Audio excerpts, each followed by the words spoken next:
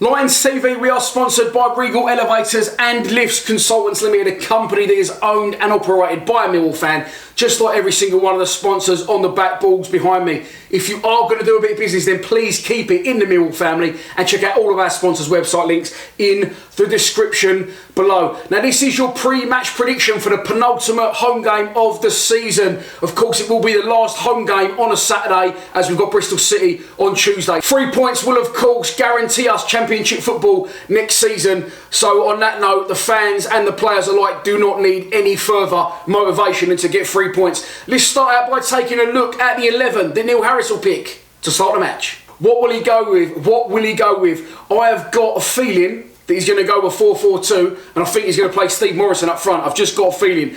It will be Dave Martin in goal, Marlon Romeo at right back, James Meredith at left back, Alex Pearce with Jake Cooper alongside of him, Jed Wallace right midfield, Shane Ferguson left midfield, Ryan Tunnicliffe and Ryan Leonard central midfield, and up front, Lee Gregory and Steve Morrison.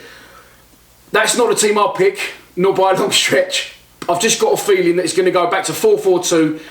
We haven't been creating a lot at all in the 4-5-1. I still think the 4-5-1's the way to go in my opinion, but I think the gaffer will look at it and the only other option he knows other than the 4-5-1 is the 4-4-2, and I think he'll go to Steve Morrison and ask him to get one last big performance out of him and guarantee us Championship safety.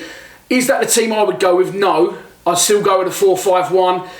If he doesn't drop Ryan Leonard, then he's got more front than arrows. Ryan Leonard is shocking, and he's got to be dropped out this side. I said in my video 2 days ago, Harris deserves another chance next season, but there is a lot of wrongs to be righted if we're going to succeed under Harris next season, starting with no longer playing his mates and players that just are not good enough. Face facts, hold your hands up, Scalak I've done a wrong one, Leonard I've done a wrong one, they've got to go, we've got to have a clear out. The team I would play 4 at the back obviously, Dave Martin in goal, Romeo yes, the other 2 centre-halves yes, Shane Ferguson at left back.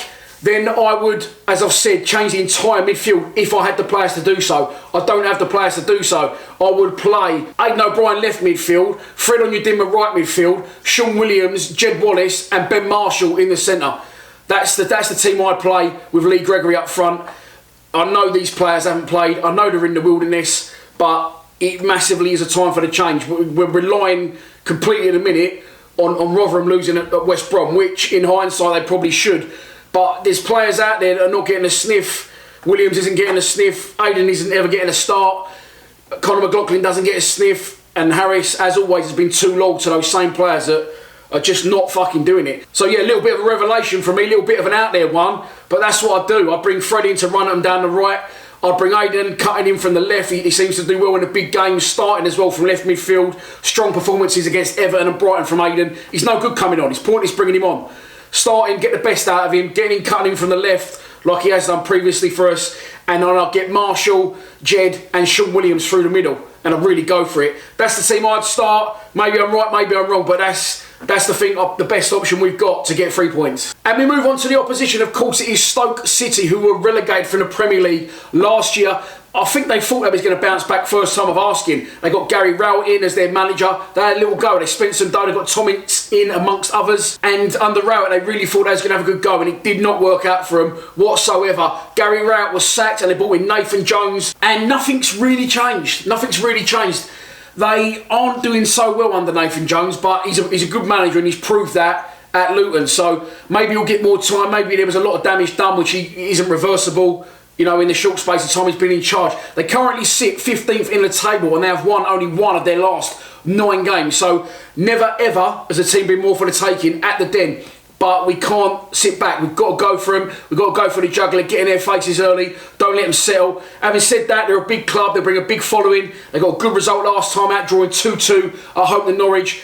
And it won't be easy. And if we do manage to pull it off, it will be more of a relief than when we got promoted a couple of years ago. I think, again, in Neil Harris's defence, we needed a season like this. Looking back on it now, we come up in League One, and listen, he can't keep churning out the goods and doing the business. I think this year will help us in the long run, although it hasn't been a fantastic season to watch, because I think I got sucked in by it. Maybe a lot of you did too. We come up last year, year before last, still riding the wave. finished 8th, and I underestimated this league a bit.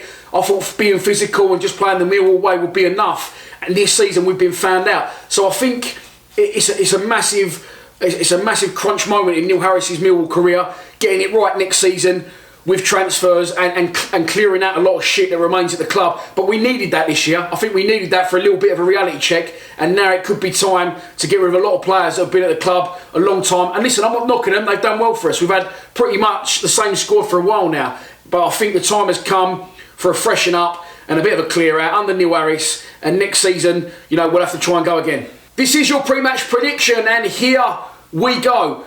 This is, honestly, you might as well do the lottery than try and predict how we're going to get on in one of our games. West Brom, brilliant performance. QPR, shit performance. Sheffield United, brilliant performance. Brentford, shit performance. It is Jekyll and Hyde. That is the story of our season. I'm going to have to say that we're going to scrape it 1-0. I've got to back us, even if I'm not sure what the fuck's going to go on. And I'm sure not a lot of you could get it right either. It's virtually impossible to predict what team will turn up.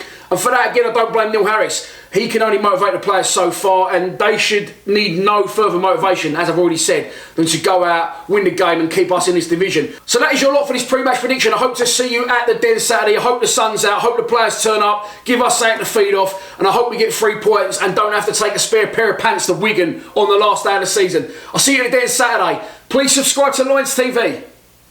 Come on, you Lions.